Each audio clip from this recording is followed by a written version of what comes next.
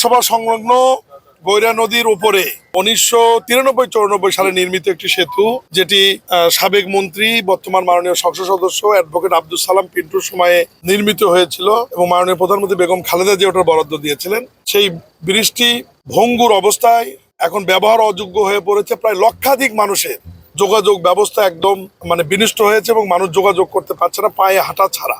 এই ব্রিজের একটা ভিডিও সামাজিক যোগাযোগ মাধ্যমে প্রচার হওয়ার পরে মাননীয় প্রধানমন্ত্রী জনাব তারেক রহমানের দৃষ্টিগোচর হয় এবং উনি এই মন্ত্রণালয়ের মন্ত্রী হবার কারণে, প্রতিমন্ত্রী হবার কারণে ভিডিওটি আমাকে ফরওয়ার্ড করে এবং আমাকে খোঁজ খবর নিতে বলে। তখন আমি মাননীয় এমপি মহোদয়ের সাথে যোগাযোগ করে, স্থানীয় প্রকৌশল বিভাগের লোকজনের সাথে যোগাযোগ করে খোঁজ নিয়ে দেখি যে এটা রিপেয়ার করার মতো অবস্থা না, নতুন করে ব্রিজটি নির্মাণ করতে হবে। প্রায় 15 দিন 1 মাস যাবত সয়েল টেস্ট সবকিছু রেডি করে এস্টিমেট করে একটা বরাদ্দ আমরা রেডি করে আজকে সরজমিনে মাননীয় প্রধানমন্ত্রীর নির্দেশ ক্রমে এখানে এসেছি। মাননীয় এমপি সাহেব সহ আমরা সরজমিনে ব্রিজের কাছে গিয়েছি, এলাকার জনগণ ছিল, তাদের উপস্থিতিতে এই ব্রিজ এবং অ্যাপ্রোচ রোড 1/2 কিলোমিটার এবং ব্রিজটি বড় 150 ফিট ব্রিজ লম্বা এবং 24 ফিট চওড়া এবং 1/2 কিলোমিটার অ্যাপ্রোচ রোড পাকাকরণ সহ 4,67,00,000 টাকা ব্যয় হবে এবং এটার বরাদ্দপত্র আমরা আজকে মাননীয় এমপির মাধ্যমে সংশ্লিষ্ট বিভাগকে আমরা দিয়েছি এবং আগামী 1.5 মাসের মধ্যেই টেন্ডার প্রক্রিয়া সম্পন্ন করে এই ব্রিজের কাজ সম্পন্ন হলে নদীর ওপারের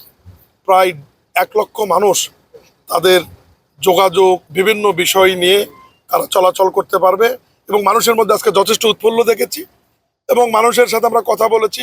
এরপরও বিএনপির যে নির্বাচনী ইস্তেহার বা নির্বাচনের সময় মাননীয় প্রধানমন্ত্রীর যে ঘোষণাগুলি ছিল, 10,000 টাকা কৃষি ঋণ মৌকুব, ফ্যামিলি কার্ড, কৃষক কার্ড, আপনার স্বাস্থ্য, শিক্ষা, কর্মসংস্থান, বৃক্ষরোপণ, খাল খনন, খেলাধুলা, ইমাম মসজিদ খাদেমদের জন্য যে সম্মানী ভাতা, ইতিমধ্যে এই কর্মসূচিগুলি পাইলট আকারে মাঠে গড়িয়েছে এবং আগামী 1 বৈশাখ 14 এপ্রিল টাঙ্গাইলবাসী সৌভাগ্য মাননীয় প্রধানমন্ত্রী জনাব তারেক রহমান এখানে আসবেন এবং উনি এসে আনুষ্ঠানিকভাবে কৃষক কার্ড বিতরণের মাধ্যমে এই কর্মসূচি উদ্বোধন করবেন।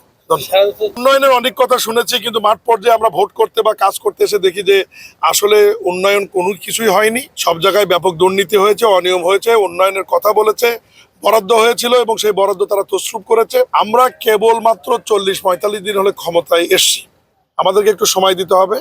অর্থবছর শেষ পর্যায়ে দেশের অর্থনৈতিক অবস্থাও খুব একটা ভালো নয় এবং বৈশ্বিক অবস্থাও মধ্যপ্রাচ্যের যুদ্ধের কারণে খুব একটা ভালো যাচ্ছে না। সব মিলিয়ে আমাদেরকে একটু সময় দেন।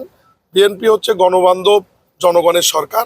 ইনশাল্লাহ রাস্তাঘাট, ব্রিজ, কালভার্ট আগামী 3-4-5 বছরের মধ্যে মানুষের যোগাযোগ ব্যবস্থার একটা আমূল পরিবর্তন এনে মানুষের আর্থসামাজিক উন্নয়নে তাদের ভূমিকা রাখতে পারে, সে ব্যাপারে বিএনপি সরকার অবশ্যই ভূমিকা রাখবে ইনশাল্লাহ।